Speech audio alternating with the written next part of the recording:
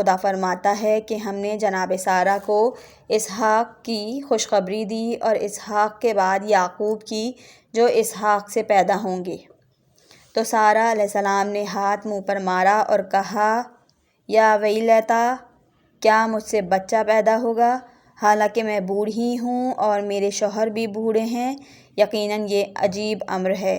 جبرائیل علیہ السلام نے ان سے کہا کیا تم تعجب کرتے ہو خدا کے امر سے، اور اے اہل بیت تم پر خدا کی برکتیں اور رحمتیں ہوں۔ بتحقیق کہ وہ عظیم المرتبت و صاحب بزرگی ہے۔ جب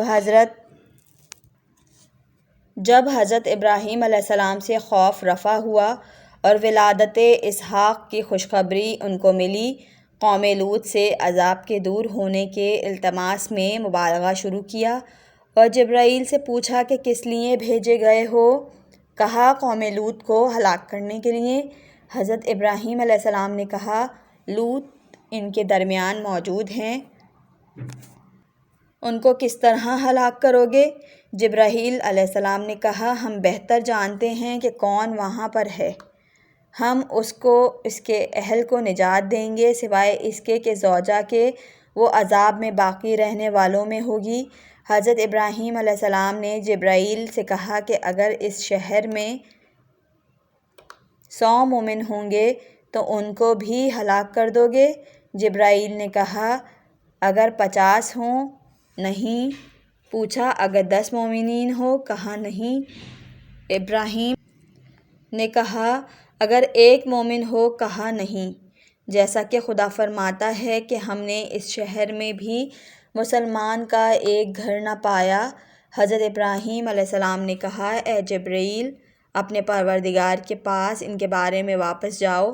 پس خدا نے حضرت ابراہیم علیہ السلام کو مانند چشم زون کے کہا اے ابراہیم اس کی سفارش سے باز آ جاؤ، کیونکہ تمہارے پروردگار کا حکم آ چکا ہے اور یقیناً ان پر عذاب آئے گا اور وہ رد نہ ہوگا۔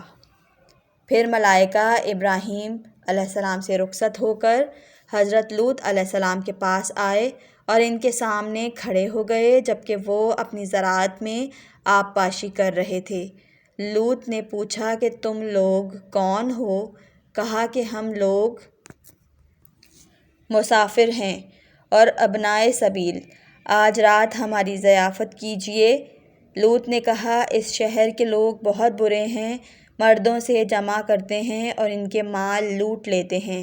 انہوں نے کہا دیر زیادہ ہو گئی ہے اور ہم اب دوسری جگہ نہیں جا سکتے، آج رات ہم کو ٹھہرنے کی جگہ دیجیے۔ لوط اپنی زوجہ کے پاس آئے جو اسی قوم سے تھی۔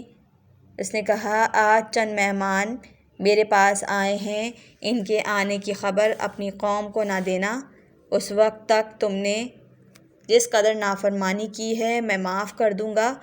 اس نے کہا ایسا ہی ہوگا۔ اس کے اور اس کی قوم کے درمیان یہ طے تھا کہ جب کوئی مہمان حضرت لوط علیہ السلام کے پاس دن کو آتا تو وہ گھر کے بالا خانے پر دھواں کرتی اور جب رات کو کوئی مہمان آتا تو آگ روشن کر دیتی تھی۔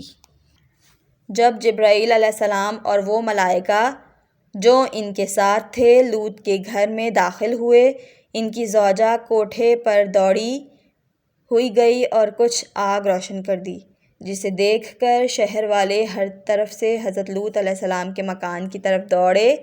جب مکان کے دروازے پر پہنچے کہنے لگے اے لوط کیا ہم نے تم کو منع نہیں کیا کہ مہمانوں کو اپنے گھر نہ لایا کرو؟